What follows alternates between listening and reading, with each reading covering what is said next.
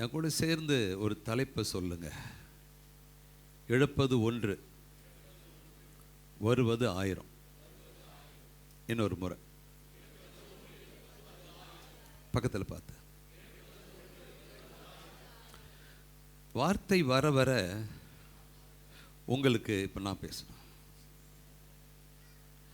உங்களுக்கு தலைப்பினுடைய சாராம்சம் என்ன அப்படின்னு உங்களுக்கு புரியும். மத்தேயு புத்தகம் 19ஆம் அதிகாரம். அப்படி மைக்க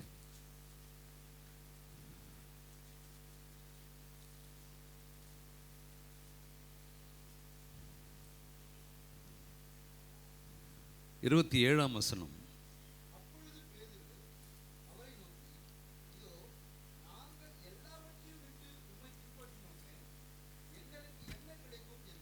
இன்னொருத்தர்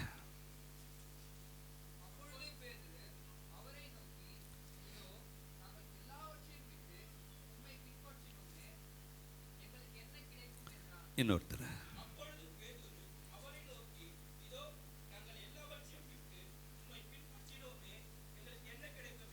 இன்னொருத்தர்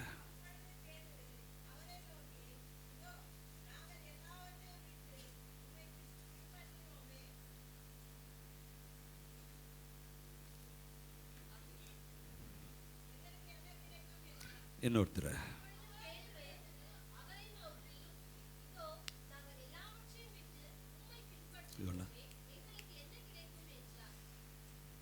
இன்னொருத்தர்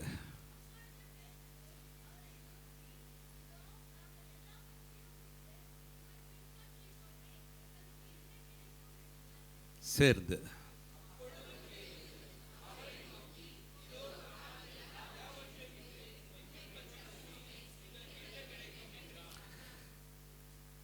வித்தியாசமா இருக்கு பாருங்க. இந்த வார்த்தை ஆச்சரியமா இருக்கு.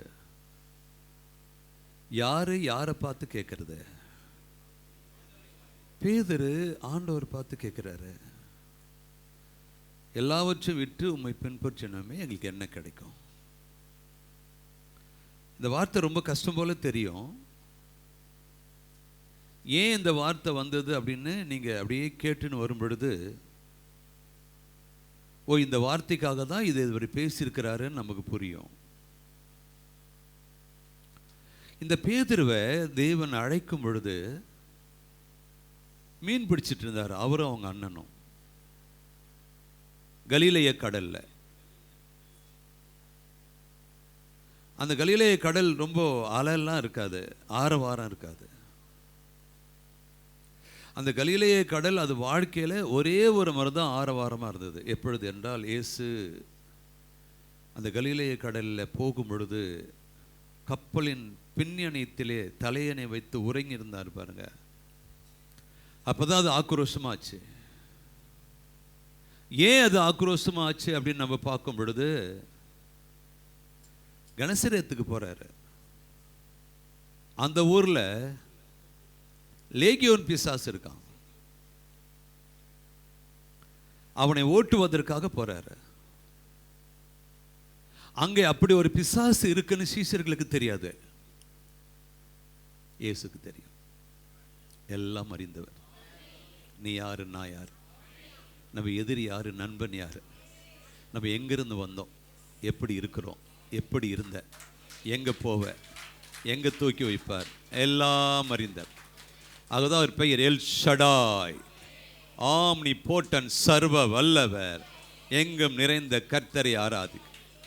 என் தேவன் யார் என்று எனக்கு தெரிந்து விட்டால் போதும். பயம் அல்ல, அச்சம் அல்ல, கவலை அல்ல, துக்கம் அல்ல, துயரம் அல்ல, எல்லாவற்றையும் செய்ய அவர் எனக்கு போதுமானவராக இருக்கிறார். கனசரேத்து கடற்கரையில் அந்த பக்கம் ஒருத்தர் இருக்கான், லேகியோன் பிசாஸ். அவனை மனிதனாக மாற்றுவதற்காக உலகம் ஒவ்வொரு மனிதர்களையும் மிருகமாக மாற்றும். கர்த்தர் ஒவ்வொரு மனிதனையும் மிருகத்தையும் மனுஷனாக மாற்றுவார். இயேசு வந்தாலே பெரிய மாற்றம்தான். ஒரு நாள் நம்ம அவர் இல்லாமல் இருந்தோம். அன்னைக்கு வாழ்க்கை வேற, இன்னைக்கு அவரோடு வாழுறோம். இன்னைக்கு வாழ்க்கை வேற. அன்னைக்கு வறுமை, இன்னைக்கு வறுமை இல்லை. அன்னைக்கு பிரச்சனை, இன்னைக்கு பிரச்சனை இல்லை. அன்னைக்கு ஏசு இல்லை, இன்னைக்கு ஏசு இருக்கிறாரு.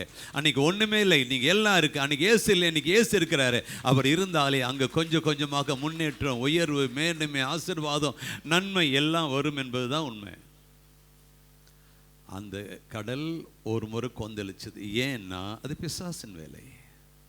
அங்கே போகாதபடிக்கு தடுக்கணும் இயேசுவை. எப்படி தடுத்தான்?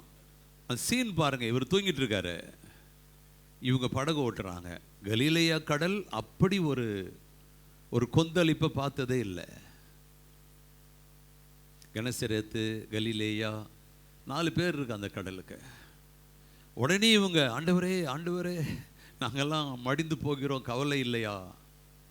எல்லாரும் மீனவர்கள், கடலை பற்றி நன்றாக தெரியும். விசேஷமாக பேதுரு, அந்திரேயா, யோவான், யாக்கோபுக்கு நல்லா தெரியும். இயல்பாவே மீனவர்கள், அவர்கள் மீன் பிடிக்கக்கூடியவர்கள். எழுத அதட்டுறாரு. இங்கே அதட்டின உடனே பிசாசு அங்கே அலர்ட் ஆயிடுச்சு. போன உடனே சொல்லுது, இயேசுவே உன்னதமான தேவனுடைய குமாரன், உனக்கு எங்களுக்கு என்னப்பா? என்னை துக்கப்படுத்துவா வந்தீர்? அவர் போனாரே அங்கே விடுதலை தான். அவர் காலை வச்சா விடுதலை. பேய் இருந்தால் அவர் போனால் விடுதலை, நோய் இருந்தால் அவர் போனால் விடுதலை, சாபம் இருந்தால் அவர் போனால் விடுதலை, வியாதி இருந்தால் அவர் போனால் விடுதலை. அவர் போனாலே விடுதலை, விடுதலை, விடுதலை, சுகம், அற்புதம், நன்மை தான். அல்லேலூயா. அந்த இடத்துல மத்தேயு புஸ்தகம் 4ஆம் அதிகாரம் எடுத்துங்க. தலைப்பு நல்லா இருக்கு, எழுப்பது ஒன்று வருவது ஆயிரம். மத்தேயு 4 ஸ்க்ரீனில் கொண்டு வாங்க, வசனம் நான் அப்புறம் சொல்கிறேன்.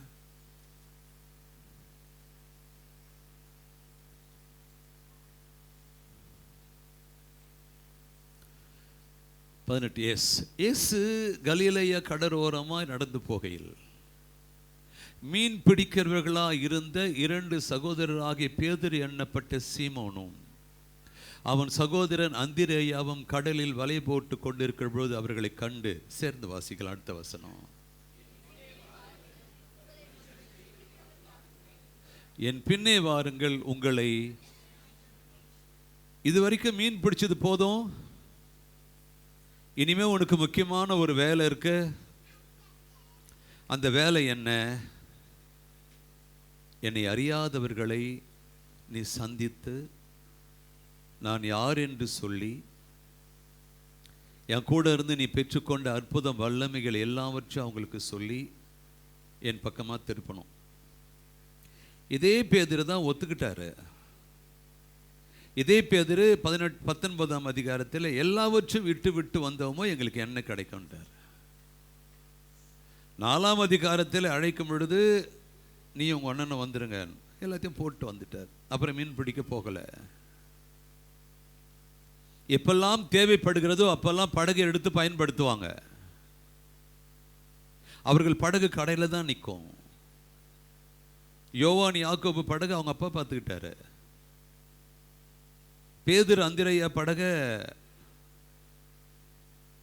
கடல்லே நிற்கும், கடற்கரை ஓரமா. தேவைன்றப்ப எடுத்துன்னு போவாங்க. செலுத்துவதற்கு ஆள் புதுசாக ஒன்றும் தேவையில்லை, எல்லாரும் துடுப்பு போடுற ஆள் தான். அதே மனுஷன், ஒத்துக்கிட்ட மனுஷன் இப்போ கேட்குறாரு, எல்லாவற்றையும் விட்டு விட்டு வந்தாமே என்ன கிடைக்கும்? மீன் பிடிச்சா நிறைய காசு, பணக்காரங்க. மீனவர்கள் யாருமே ஏழையா இருக்க மாட்டாங்க, நீ நல்லா பார்த்துக்கங்க. மீனவர்கள் எப்பவுமே நிறைய காசு உள்ளவங்களா இருப்பாங்க. குடிப்பாங்க, சீட்டாடுவாங்க, அவ்வளோதான். கம்பல்சரி சூதாடுவாங்க, கம்பல்சரி குடிப்பாங்க, நிறைய பணம். அப்ப பேதுரு கேட்கிறாரு அப்படின்னா அங்க ஏதோ ஒரு விஷயம் ஒன்று நடந்திருக்கு. பேதுருவை தேவன் அழைக்கும் பொழுது இதுக்கு தான் அப்படின்னு அழைக்கிறார், வேற எதுக்குமே இல்லை.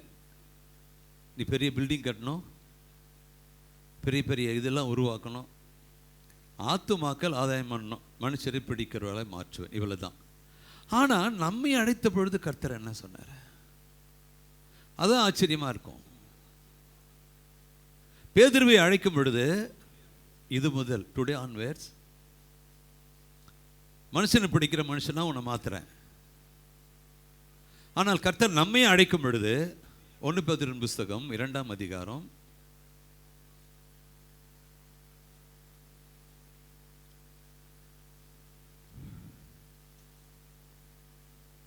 கவனிங்க, சேர்ந்து வாசிக்கலாம் பொறுமையா. 2:9, நீங்களோ உங்களை அந்தகாரத்தினின்று தம்முடைய ஆச்சரியமான ஒளியிடத்திற்கு வரவழைத்தவருடைய புண்ணியங்களை அறிவிக்கும்படி. கவனிங்களேன்,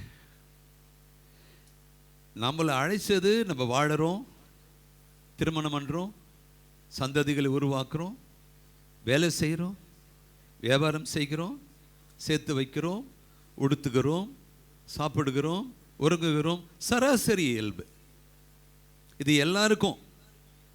கிறிஸ்துவங்களாக இருக்கணும்னு அவசியம் இல்லை, ஆண்டவரை அறியாத நபராக கூட இருக்கலாம். இது எல்லாருக்கும். பேதுருவையும் அவங்க அண்ணன் அந்திரேயாவையும் கலிலே கடல் ஆண்ட கர்த்தரை அழைக்கும் பொழுது, மனுஷனை பிடிக்கிறவங்களா உங்களை அழைக்க போகிறேன், ஒரு அக்ரிமெண்ட், ஒரு மியூச்சுவல் அக்ரிமெண்ட், ஓகேன்னு சொல்லியாச்சு. அவர் தான் கேட்குறாரு, இப்போ எல்லாவற்றையும் விட்டு வந்துட்டோமே, எங்களுக்கு என்ன கிடைக்கும்? அவரை விடுங்க, இப்போ நம்ம பார்த்துக்கு வரலாம்.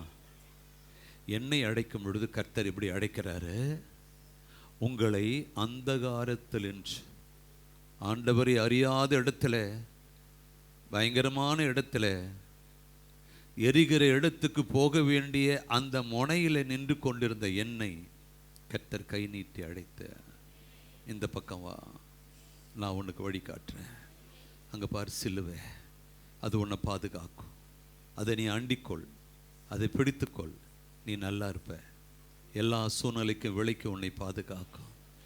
தம்முடைய ஆச்சரியமான ஒளி. அந்தகாரத்தில் இருந்த கண்ணு இருந்தது, ஆனால் குருடு, பார்வை தெரிஞ்சது, யாருன்னு தெரியல. இப்போ மனக்கண்ணு திறந்தாரு. உங்களோட எவ்வளோ பேர் பழகி இருக்கலாம்.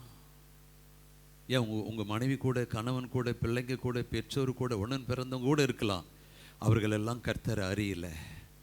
அவங்க இந்த கண் தெரிஞ்சிச்சு, நமக்கு இந்த கண்ணு திறந்தார், மனக்கண்களை திறந்தார்.